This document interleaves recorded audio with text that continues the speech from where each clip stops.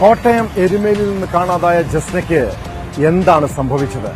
ദുരൂഹമായ ആ തിരോധാന കേസിൽ സിബിഐക്ക് പോലും ഉത്തരം കണ്ടെത്താൻ ഇതുവരെയും കഴിഞ്ഞിട്ടില്ല.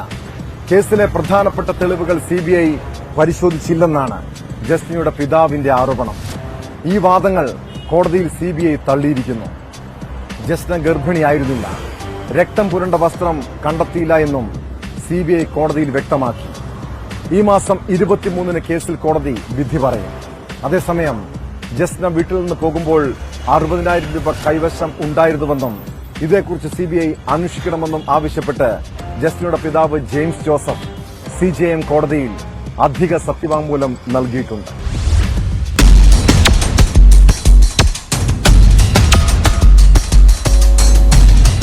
ജസ്ന തിരോധാന കേസിൽ പിതാവ് ജെയിംസ് ജോസഫ് ഉന്നയിച്ച ആരോപണങ്ങൾ അടിസ്ഥാനരഹിതമാണെന്ന് സിബിഐ കോടതിയെ അറിയിച്ചു.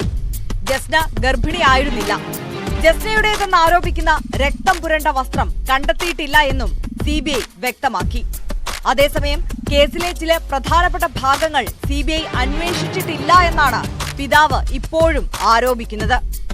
ജസ്ന 4 വ്യാഴാഴ്ചകളിൽ കോളേജിൽ പോയിരുന്നില്ല.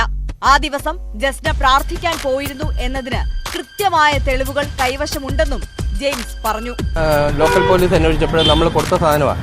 അത് തുടരന്വേഷണം ക്രൈംബ്രാഞ്ച് വന്നാലും സിബിഐ വന്നാലും ആ നമ്മുടെ വീട്ടിൽ നിന്ന് എടുത്തുകൊണ്ട് പോയ സാധനങ്ങൾ അടുത്ത അന്വേഷണക്കാരെ ഏൽപ്പിക്കുന്നതാണ് നമ്മൾ കരുതുന്നത്.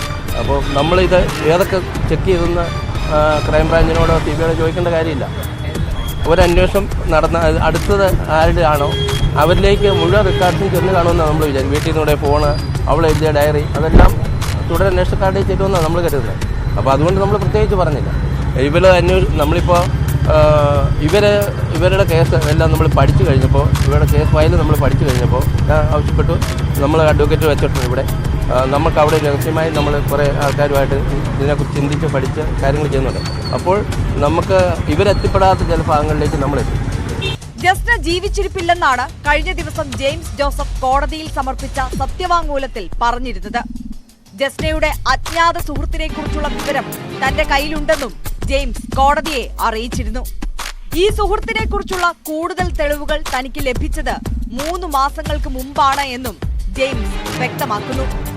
കേസിൽ തുടരന്വേഷണം സംബന്ധിച്ച് ഈ മാസം 23-ന് കോടതി തീരുമാനം പ്രഖ്യാപിക്കും.